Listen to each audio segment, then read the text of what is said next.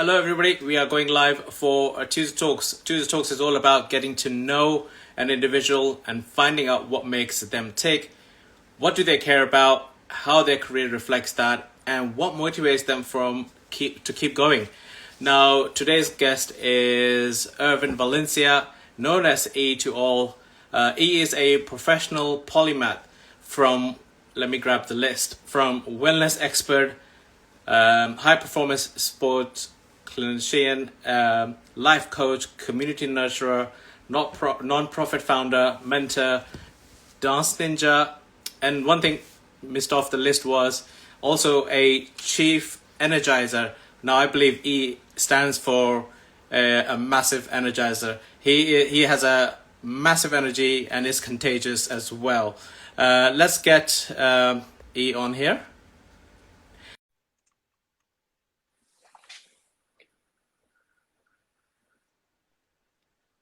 Hello. What's going on, brother? Thank you very much, E, for coming on to Tuesday Talks, and thank you for your time. My pleasure. I've managed to cop a more private spot in this building area with only one other person that's speaking on the phone across the hall from me, rather than a whole area next to the construction site. And lucky enough, the New York police officer that was using this little kiosk basically had to go to work by 2. So I was like, oh my God, I'm going to take your spot. So I managed to find something more quiet rather than this open space that was out there. It's New York City. I mean, what can you do? You just figure it out. So Wow, yeah, I love that. I love that. That's a pure definition of on the go, right? Which brings me to the subject. You're always on the go. Um, I mean, I look at your story quite often because you're always popping up right at the beginning as soon as I turn my phone on to see it. And your story is the first one that pops up every time. And you're always in a different location. Last I saw, you were in Toronto, right? And today you're in New York. So yeah. that's the life for you. I don't know if you had a chance to hear the introduction I did, but obviously I've done a short introduction for you. But you're the best person to expand on that and let people know who don't know you, who you are, what do you do? And the biggest question that everybody asks in Tuesday Talks that will start this conversation would be, why do you do it? Oh, well, to answer your first question, it's a tough one. I think I've spent most of my life not being defined by a box, and I'm more of a circle. I flow, and so I think that's the reason why I think I call myself a polymath or a multi-hyphenate or a professional Renaissance man. It's somebody that just seems to have passions in so many directions, but is also happens to be an expert in so many things. I span, I guess, so many different genres. One, from the clinical sports medicine side. I'm for 20 years, I've been a clinician in the world of sports medicine as a physiotherapist, as a athletic trainer, as a strength and conditioning specialist, also bringing in some sports science and everything else in between as it relates to being part of the high performance medical model. That said, for the past 30 years, I've also been, really, I think since I started, I've also been a meditator since I was 7, a meditation teacher since I was 12. And so adding to a lot of the environments I work in allowing me to really be expansive in many different ways. I'm a clinician, I'm a coach, with regards to being a life coach, a wellness coach, a health coach, a mentor, and really, I'm really like trying to find a way to create impact in this world, which also then brings me to my 2 nonprofits. One is a mentorship program for people in the health, wellness, and performance industry called Grasshopper Project. And then my other one that's now being formed into a nonprofit that started as a community and clubhouse called Gratitude Gang, which we help to rebuild schools in the Philippines hit by natural calamities, as well as bring mental health services to the kids that were traumatized from this natural health calamities, using positivity, as we believe as an organization, as a community, that every child needs an opportunity to thrive in life.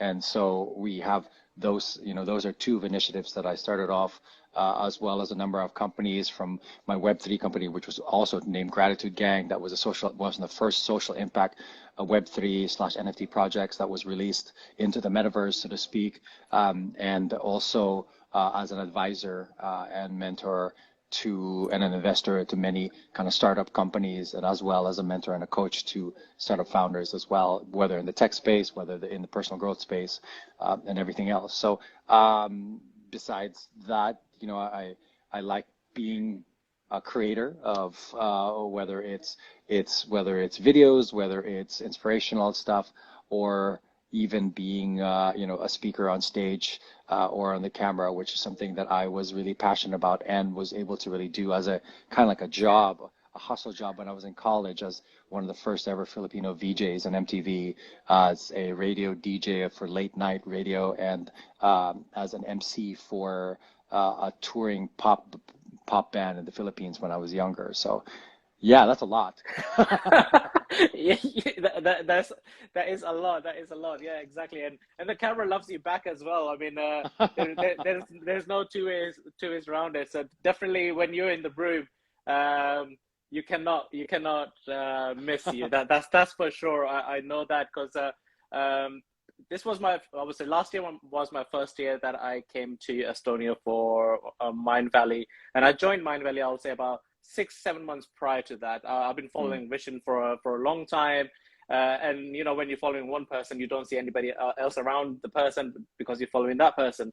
But when I became a fellow energizer as well, because I volunteered. I was like, I'm gonna go in and volunteer, and your name was popping up, and your energy. You can actually see your energy or feel your energy actually through the text messages. I mean, it was that infectious. And when you came in the room, it was like, this is the person we've been talking and hearing and speaking to or a telegram. The energy was still there, and I was like, wow, this is incredible. I've never come across a person that has that infectious energy of just brightening up the room, and people I've spoken to say the same thing. So I don't know if you have heard that before, but here's a compliment from me.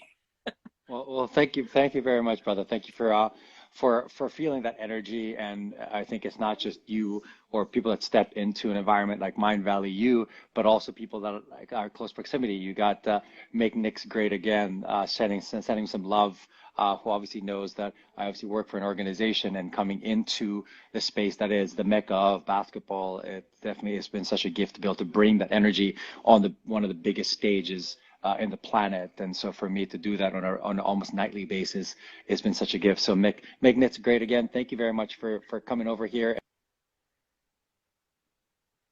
Oh no, I think he was commenting on something and then accidentally left. So we just gonna wait for him to hop back on again.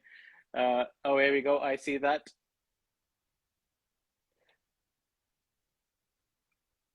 I think I've accepted it. My God, I don't know what happened. You're back. Oh my God, I was just like trying to bring the thing up, and then it suddenly maybe disappear. But anyways, Lisa, sending you love over there, and also Lima Bean, who's part of the Gratitude Gang community, sending you love as well. Thank you for catching up here. I know. Dave Ortiz and Shane Yap is in the house. Greetings. Wow. So you can already see, right? So the infectious energy is there, and it's so infectious that you broke the internet, that you had to come back in. I was like, what happened there? I was just trying to say hi to everybody. So I'm just like, I just saw you moving forward and then you disappeared. But which, takes me to ask you the question, obviously there was a big why as to why are you doing all of this, things that you mentioned. I think I had a little glimpse of it, but it'd be great to have a little expansion on as to what drives you and why are you doing all this. What drives me is beginning as a young age, I've always had curiosity, and I've always wanted to try new things or test things out. I was very blessed to have my grandmother's house very close to my home when I was a little boy in a city called Davao in the Philippines, and she had a library full of books of Nancy Drew and Hardy Boys, all these mystery novels for kids that allowed you to go find different places, but also alongside that, a whole collection of Encyclopedia Britannica, which I'm sure the Gen Zers nowadays don't even know what those are. So encyclopedia, like she had the whole volume and connection, and Wow. looking at these the history of different things, and this is pre-Google. You couldn't just Google it. You have to, when you wanted to learn something, my parents would be like, look it up in the Encyclopedia Britannica. Mm-hmm. And so that's what I did. So I basically was very curious and on a hunt for different things. I wanted to see what was out there on a regular basis. And, one of the things that inspired me the most was seeing the history and the story of a place called Rapa Nui, or also known as Easter Island, which was at one point one of the only inhabited kind of island, the most isolated inhabited island in the world, because everything else is within a 6-mile radius from it. And this is where the heads were, that nobody knew how these heads came to this island. And so Yes. for me, that drove me to see that there was a world outside of here. I was big into mysticism and history, and how the world was conquered. And, I think I had the inner curiosity to try to see what's next, but also find a way then to use that what's next as a piece of wisdom that then to allow me to then spread it back to everybody else. And the energy comes from the fact that I wake up every single day with gratitude, and then I go to bed with gratitude as well, knowing that either A, I've done my part waking up in the morning to make a difference in this world, or B, I then have found or discovered something that maybe I've never known before, or I've learned that day, that will then allow my curiosity to be even fed even more, and then in turn be able to then give it back to those who I can impact and inspire. I love that. So it's the curiosity which is driving all this, and being curious is just like being a little child again, right? Even though we are at this age and grown up, and keeping that with you is what I'm hearing is the amazing form to keep you driving, because you're forever learning, forever exploring, forever developing, which gives you that energy of finding new things every time, because there's more to, even though the world's getting smaller and smaller, there is still more and more to find out and connect with, right? Absolutely. Which obviously, as you're in New York and you were in Toronto before that, and other places, how do you now keep up that schedule of yours of traveling so many places and still trying to maybe manage all these non-profits and other businesses that you've got going on? I take naps. Is that I are they take power naps? super naps, like quick 20-minute naps that then allow me then to, okay, if I'm going from one thing to the other, I find opportunities. If I have an hour in between calls, or an hour between mentorship sessions or coaching sessions, and I was like, okay, well, I can get a 20-minute cat super nap in here. I take a shot of espresso, take a nap, wake up, I'm ready to rock. And so, I mean, yes, naps, but kidding aside, I think because of the fact that I do value my own energy and time. I have a very, not necessarily strict ritual, but I have definitely a ritual that I follow in order for me to maintain this energy. I wake up every morning, I go through my gratitude ritual, do a little bit of movement, meditate, and if I'm in certain areas that have access to certain things like cold plunges and saunas and steam rooms, I'm a big proponent of kind of the biohacking recovery tool in order for me to have longevity in a sense. But also, more than anything else, what gives me energy is to be surrounded by amazing humans, and to be able to feed off their energy, and then maybe keep it in first, find myself on alone time where I can meditate, sit in stillness, and then launch it back. So I'm essentially just like a trampoline where I bring the energy in and then I just release it back out. And so I think this has been part of who I am and who I always will be. I'm one to always I've been learning a lot more how to receive, because I sometimes give more than I do receive, but inherently through osmosis, once I just surround myself with amazing human beings that I'm inspired by, I already gain the energy from them. I love this, and what I heard, when you mentioned the trampoline part, and then throwing the energy up, I just in my mind, because my mind works as moving pictures, so it was already like when you jumped up the trampoline, it was a fireworks in terms of, and everybody's like, wow, look at that, right? So that's the information being coming down and your energy and everything. And I love that. Naps, I've heard that somewhere before as well, to take a shot of espresso or coffee and then have a 20-minute nap. And then by the time you wake up, the coffee kicks in, and then Hmm. and then you're ready to go. But I do swear by naps as well, because I do try power naps now and then as well. Busy days, if you do grab, an hour here, 20 minutes there, just grab a 20-minute or whatever time you have, that nap, put an alarm, and then you wake up. You do get you fresher, and then you have a longer day as well, so you get through it, Yeah. everything. I love that share. It's surprisingly no one's ever has shared that so far yet, so that's a good reminder for myself as well. Naps are good, not bad.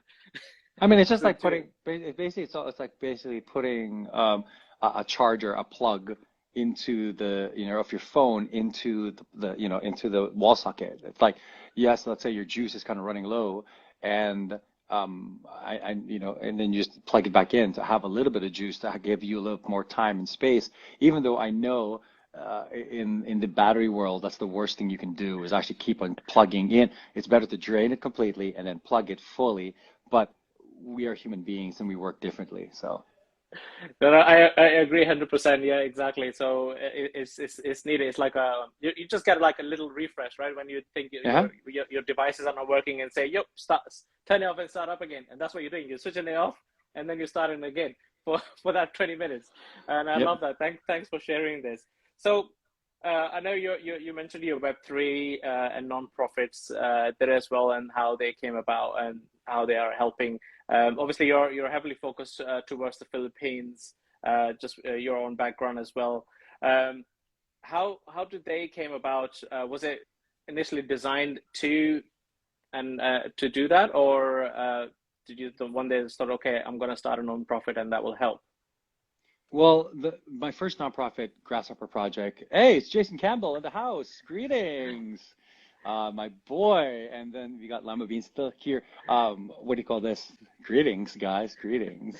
So Grasshopper Project, my first nonprofit, was initially an initiative that I started in 2013 when I started my first company called Kinetic, which is basically basically a sports medicine education company that brought grassroots and innovative sports medicine concepts to places around the world with no readily access to it.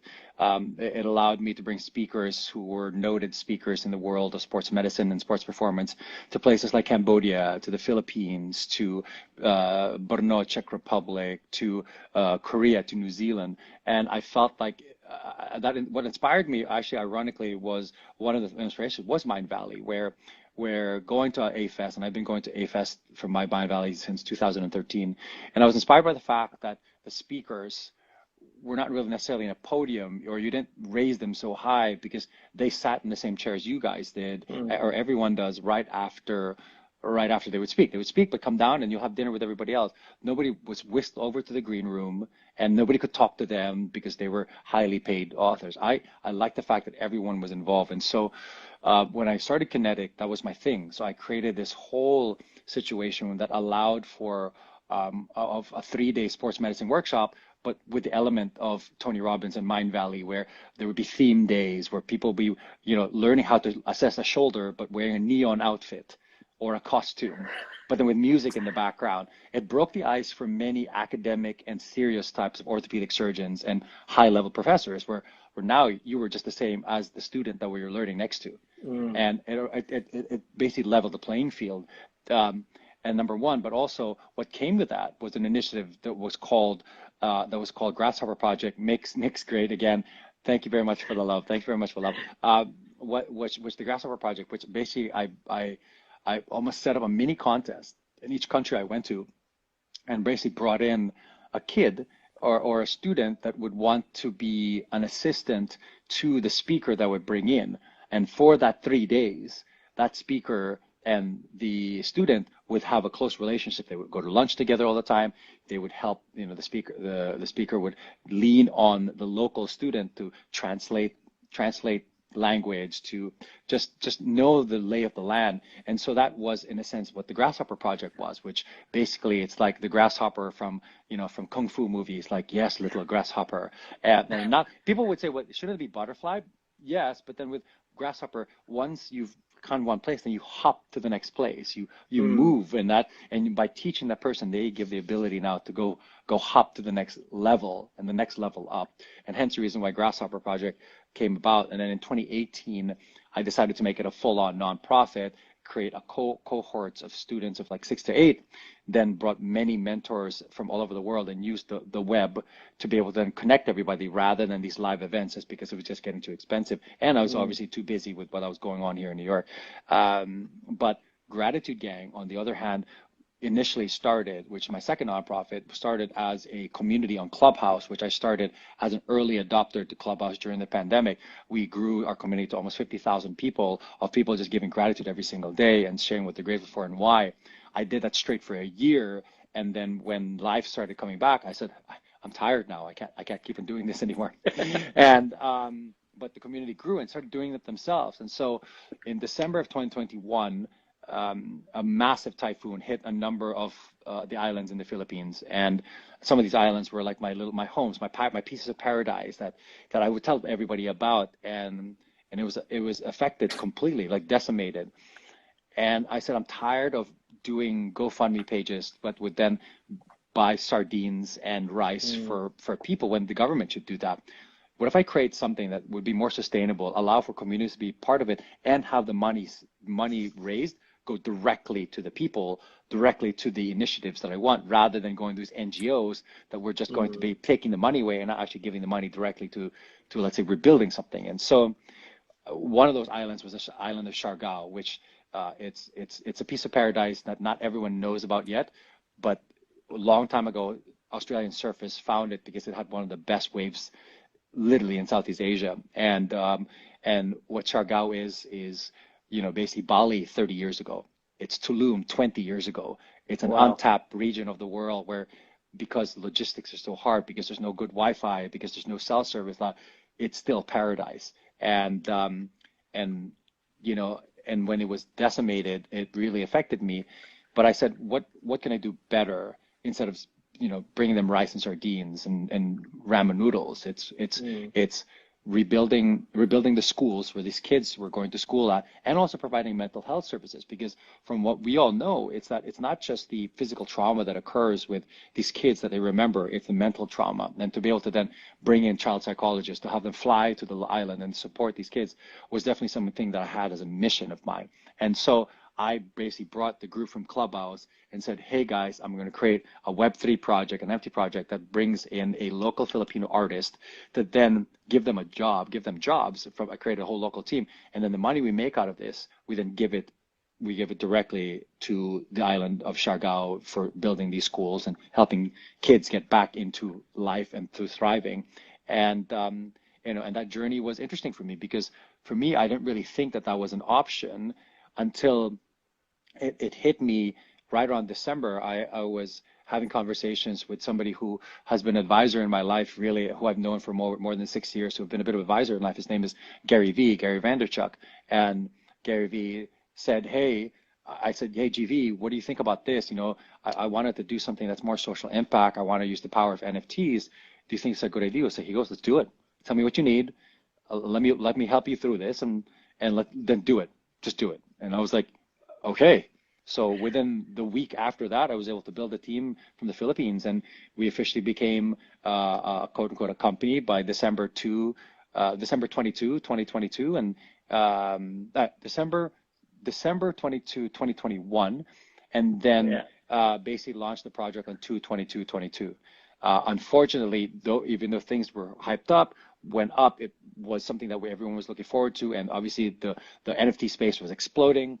The Ukrainian war happened, right after our launch, and then began tough times for me, because then people say, why would we want to spend on an NFT project that was a social impact NFT project that would give the Philippines, when what's really happening now is the Ukraine war, which I have a number of friends who are from Ukraine that I have some Mm-hmm. sentiment for. But at that moment, that was my focus. My focus was the Philippines, because as we all know, any calamity or bad thing, challenges happen, we think about it for like a week or two, and then Mm-hmm. the next thing we look at. Exactly. And Yeah. for me, because it was more related to who I am and correlated to where I came from, I was pushing for Philippines. But people were like, no, let's put all our funding and our money and our thoughts in Ukraine. And it was tough, because then for the next 2 weeks, I was definitely one of the most challenging times of my life, because nobody knew answers. It was exploding. It's like being .com. It's like nobody had an answer. Like, so Mm. what do I do now? Everyone's like, well, I don't know. It's never happened before. This is the first time for everything. So Wow. And it's exciting that you just mentioned a couple of words there that I had a question about, and frustration and challenges. So, which will bring me to that question. So obviously, whilst you're doing all these projects, how did you now handle these frustrations and challenges? Because everybody get them, right, when you start these things, and obviously pivotal moments that you were having to come across. What was the frustration to be, to drive that across? How did you manage it, or did you just say, okay, I'm going to adapt and move? the biggest thing I learned from that is that even a person like myself, who is, some would call me a well-being expert or a wellness expert, somebody who helps, high performance athletes, multi-million dollar athletes, find their center and their stillness and find gratitude in everything they do. I now became I now became the person that I needed to help, and it was challenging for me because I didn't. Uh, I, like everyone expected, I already knew the answers, but I Mm. didn't, because I didn't have somebody to guide me, and no one really understood what I was going through, because not everyone understood the Web3 world. It's So still it it's was, still it's still a bit challenging, Web3 world, isn't it? yeah, and the problem I had that I think really hit my mental health badly was this constant access to you. And we Mm. already have that constant access to social media. Now you have things like Discord, which really Yes. destroyed me. I think Discord, for some people, may feel like it's a good way to connect with people. I feel it is a virus that really will destroy a lot of people's mental health, and I was one of them. And so, because I was literally managing everything, and then my community manager back home in the Philippines is like, I'm getting the brunt of these questions, but I can't answer these questions because you have the answers, because it's your project. But I didn't have the answers because I've never experienced this before. Mm. So, so it was a challenging time, and what really brought me to kind of to finally get over the fear, anxiety, and depression that I was going through for 2 weeks was, our creative director saying, like, look, you need to find you again. You need to be you again, because it's who you are that gets people inspired to either A, purchase one of these NFTs to be part of your community, or B, just be part of Mm. your circle. And if you lose who you are, then everything goes down the drain. So take a step back, find yourself again, remember where gratitude lies in your life, and we'll take care of the rest for now. And being able to be given permission to go through what I need to go through allowed me then to be able to get to the other side. And I and it was for that I think I will forever be grateful, even though crypto winter arrived, and now just things started going all the way down. We had a Discord that was almost like that was more than 8,000 people, and it's dropped completely. And now are even people really even interested in NFTs anymore? Those who weren't, or Mm. those who were trying to onboard, now nobody cares about them anymore, in a sense. Now you want the brand names now, because those are the ones that are sticking to the top. And you know and it's sad for me to be part of the 99% that didn't make it. Yes, but for me, it was like one of the greatest learning opportunities for me to say, okay, how do I then pivot this? And what made me switch my brain and allowed me to continue with this journey with Gratitude Gang is to turn it into a full nonprofit. Because initially, that's what I made it for Mm. anyways. It wasn't to make profit at all. It was to do good. And even though the Web3 world doesn't understand that, because the Web3 world And initially, NFTs were all about just making your money back or 10 times over. And the giving part wasn't their main focus. And so I said, well, if the question was always to me was like, well, why don't you make a nonprofit? Then you know what? I will make a nonprofit. And I did. And so now the nonprofit is in the process of getting the papers so that then instead of being an NFT that has a community that gives back, it'll be, now I switched the model over to being a community that gives back that also happens to have an NFT that can be a source of funding or different NFTs such funding or other things, so to speak, instead of just doing your normal, hi, GoFundMe page, can you put money there? I'm done with that. So I love that idea though as well. So it's plugged in with Web3, powered by Web3 as well. You know, in an essence, on the side as well. That is driving force of that non-profit company, right? So which is great because not everybody in the Web3 space, because every time you mention Web3 to anybody who doesn't understand Web3, just thinks of people there to grab money off you from whatever that is on Web3, right? And this just reminded me of, I was speaking to a friend of mine who is very naive on the things which are on internet side of things, so technologically, you know. So, and I was saying, oh, Web3 has equivalent of everything pretty much. You know, if you're thinking of Instagram, they have an equivalent of Instagram over there, Facebook, whatever that you're thinking, there is a Web3 version of it already in existence. And so, you know, but there's no people up there who know how to use it, or it's majority of them are developers and copywriters and coders who just are using it to just sell to each other, whatever that is, right?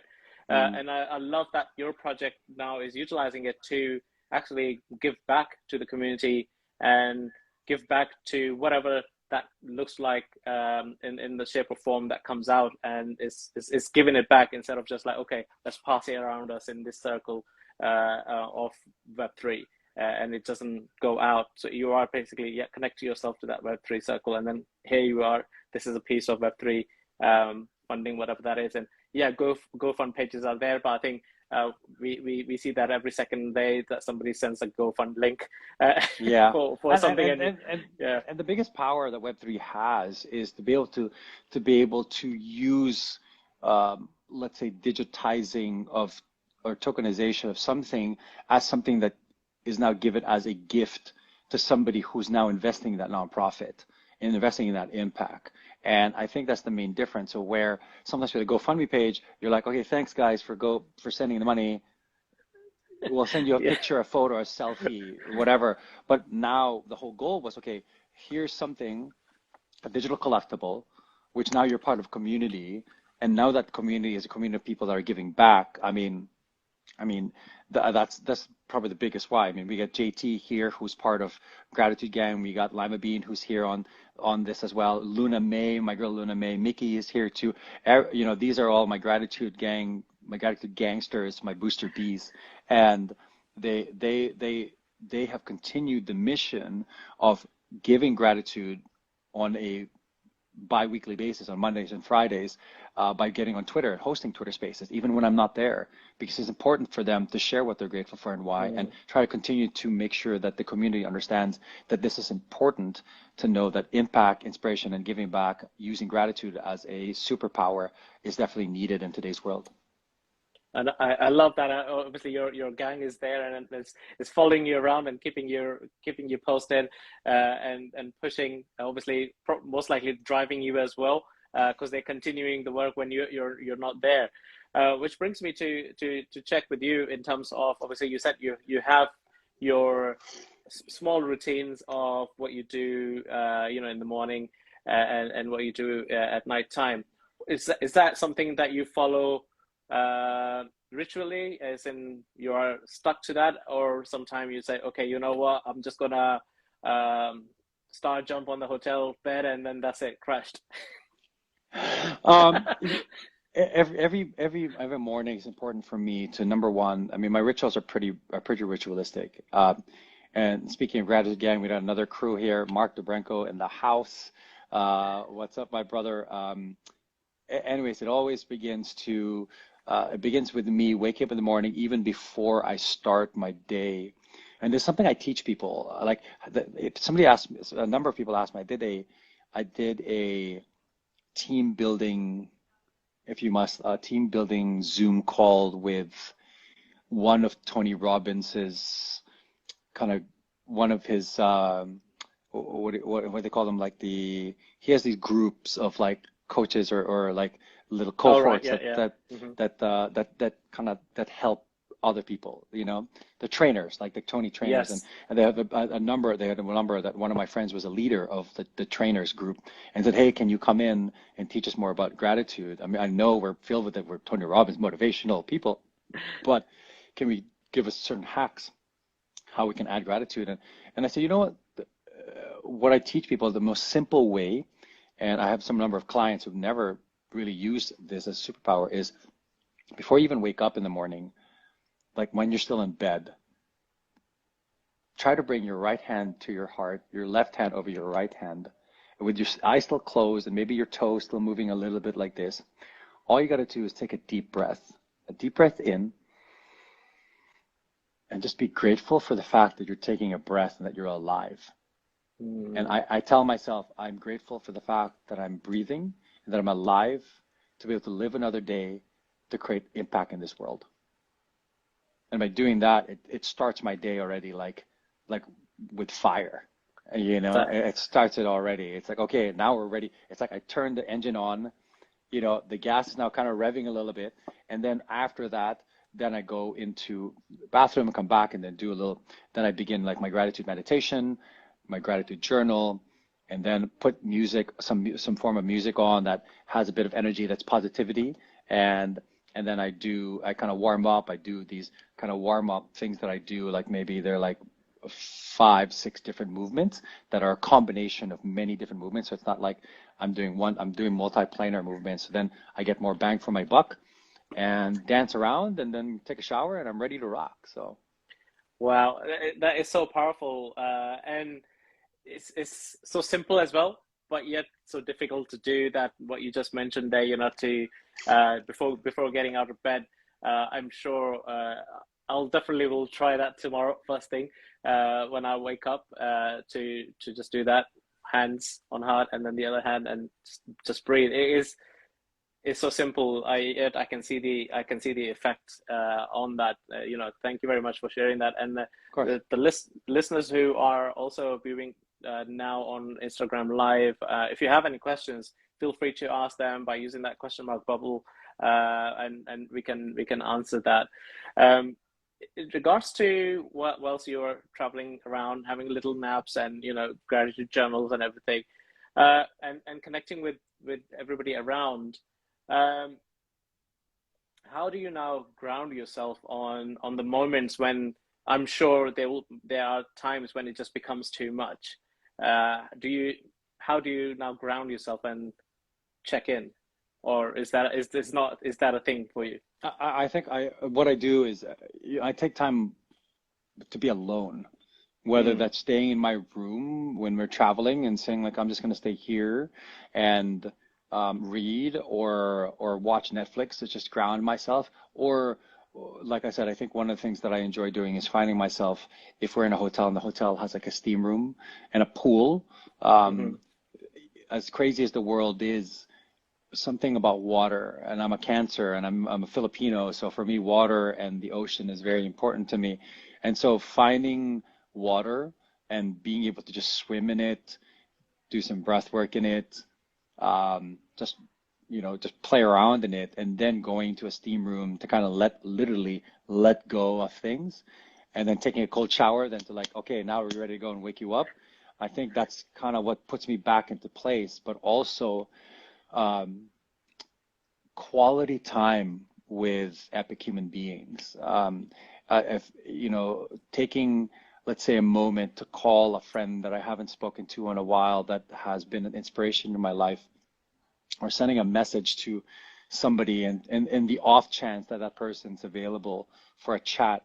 And then when after that chat becomes a 30 minutes or an hour chat, and it energizes me again and puts me back into place. It brings perspective back, that there are people in your life that you've known for a long time that know you from day one. And I think I've done a really good job, but also been blessed to have met amazing humans who I've seen them at the beginning of their journeys.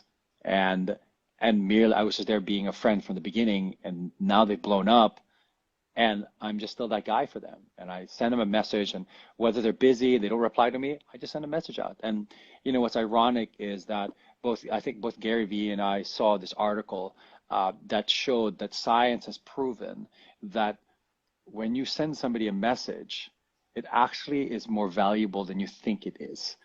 So when they receive it, it actually helps their well-being, but also they actually appreciate it. Most of us think that when we send a random text message to somebody who we haven't talked to in a while, they think we're annoyed with them. But when in fact, science has proven that people actually like it. And so this is something I've been doing inherently, intuitively. And I didn't need research to prove what I do, it just felt right.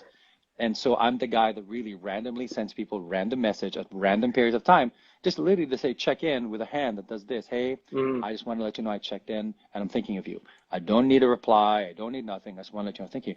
And if that person is called to then call me and we have a chat for 30 minutes, an hour to catch up, if we haven't spoken in 10 years, that brings me back to life because they remember me from that 10 years ago. And I remember them from that 10 years ago. And we were just two people hanging out, I don't know, finding ourselves in the laundromat in Barcelona or something like that. Wow, that's so amazing, and I love that as well. Which is now taking me to just ask you that, do you always had that calling for doing these things, or did you always felt this? Obviously you were doing so many things that you when you started out as I've got the whole list here, life coach and all those things, right? It was a whole list I needed to take out. So I was like, so obviously when you started as a wellness expert for sports specifically, because that I'm just guessing that's where you wanted to be at the beginning, and then all these other branches came along as you rooted yourself down and blossomed into this wonderful tree that you are, and how did you now knew that was the right step to take? Because quite a lot of people are usually challenged, and they also think, what's my purpose? How was that for you? For me, it's always about trusting the universe. It's about listening and being aware to the insights that is brought to you, that destiny allows to play their hand in. And for me, it's always been like that. Like I've always been intuitive enough. I've been blessed to have had meditation introduced to me at an early age, at the age of 7, and then be able to then know it enough that by the age of 12, I was teaching it to either kids younger than me or people that are older than me. And thanks to martial arts. And I think I will always credit martial arts for allowing me to be who I am. If some people become who they are by going to an ashram in India and becoming a monk, or maybe finding themselves in a Vipassana for 10 days, or maybe plant medicine, or maybe a life event that happened to them and their life changes, and then, okay, this is now my calling, my purpose, whatever. For me, it's a slow roast. It's things that have happened and me noticing that and saying, okay, maybe that's what I need to do. Then I follow it. Then if it doesn't work, if it's resistant, then I go a different direction. Then if that goes there, then I go up. And if it doesn't go, then I go a different direction. And I think it's just being intuitive enough to know, like, okay, what works and what feels right, and to say yes and to say no to different things. And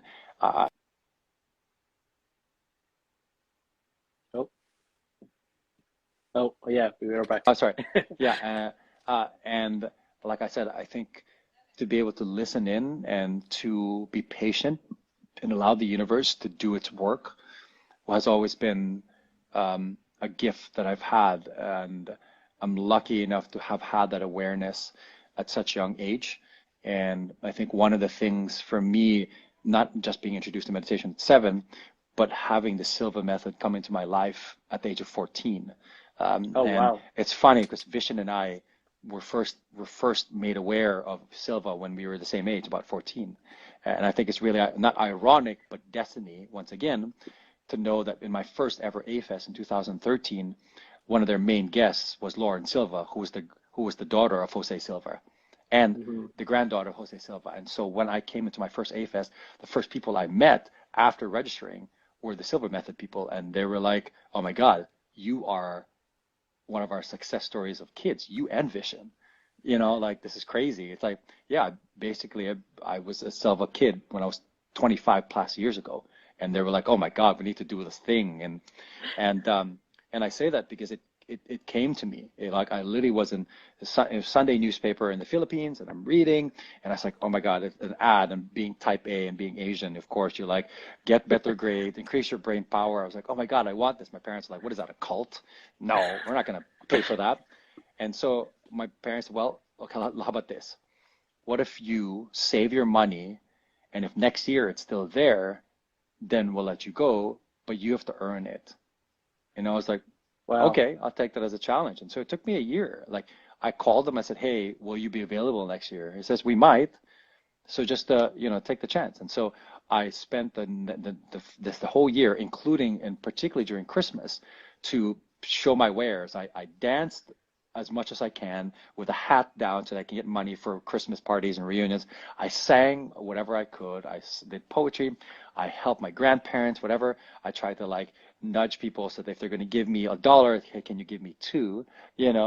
And so I hustled. And the next year I found myself at the Silva events, and my parents dropping me off at the Intercontinental Hotel in central Makati in the Philippines, and I was just there myself, and I learned how to bend spoons and visualize, and this was 14. I was 14, 15 at that time, but it gave me a tool and a superpower so that for the rest of my life, with regards to school, challenges, finding stillness, whatever, I was able to always put my three fingers together and find myself in a place of magic. Wow. That is, I think that answer is so beautifully put. I don't think anybody can top this, the way you've just replied to that, honing into and following the universe, because the universe always has the answers for you. It's just a case of, are you listening and recognizing it? So, and I love that. That's amazing. We should be nearing to the end soon also. But before we end, I usually ask the guests as well, everybody who's been watching us on Instagram live, and this will be posted soon after or in a few months' time as a podcast rerun episode on all the good platforms that are available out there.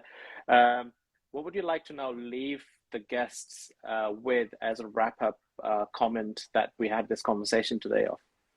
It's simple. So for me, one of my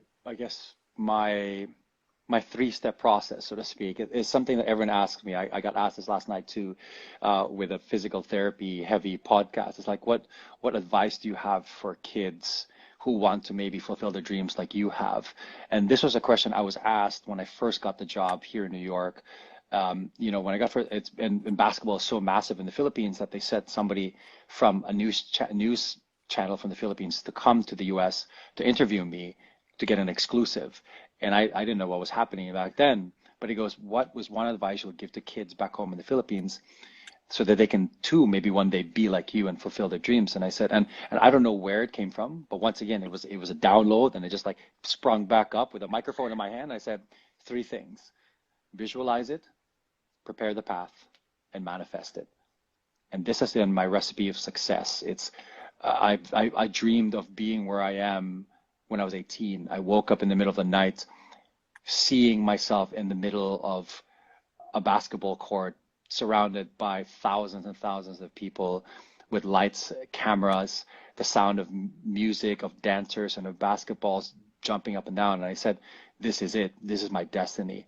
And knowing how clear it was to the point I could smell the cologne and the popcorn of the coaches next to me combined, it was just like cologne. It was I was in it, and I was in it so much that I knew this is destiny for me.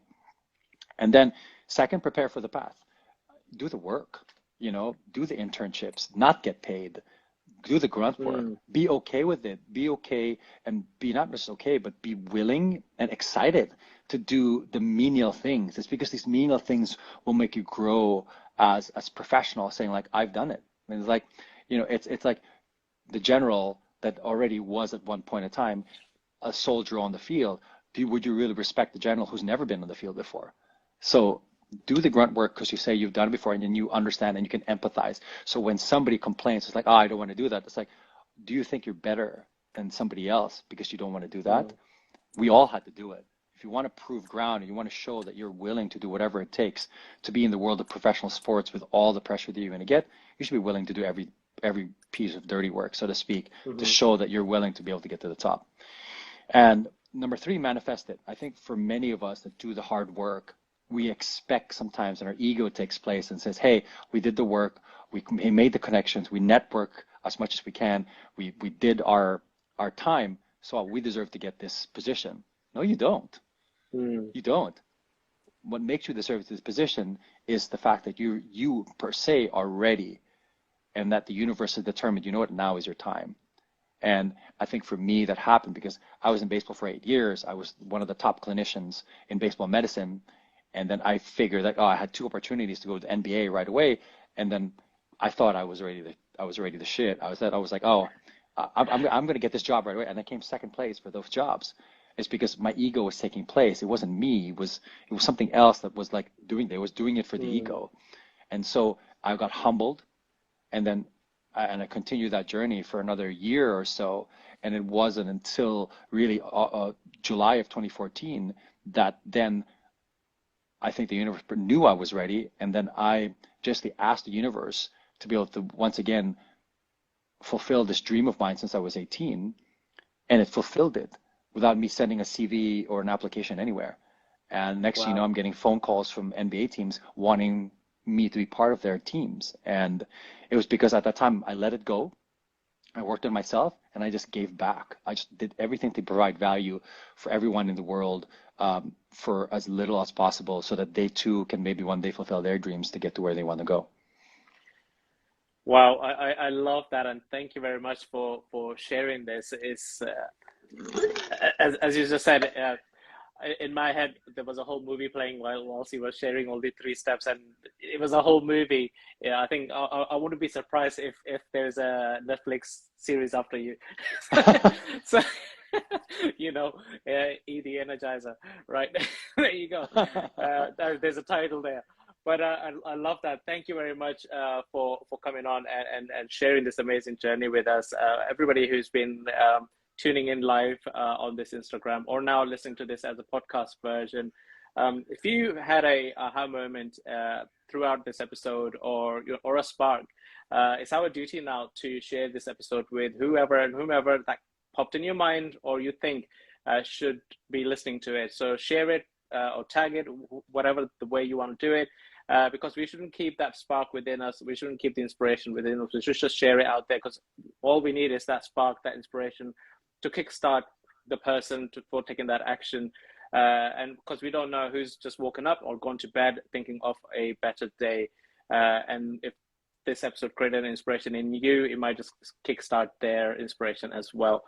Thank you very much for your time and taking the time out for all this traveling and everything. Thank you very much for everything here. Thank you. My pleasure, my brother. And everyone out there, please make sure to always wake up and end your evenings with gratitude, because I'm telling you, your life will change. Wonderful. Thank you very much. Bye.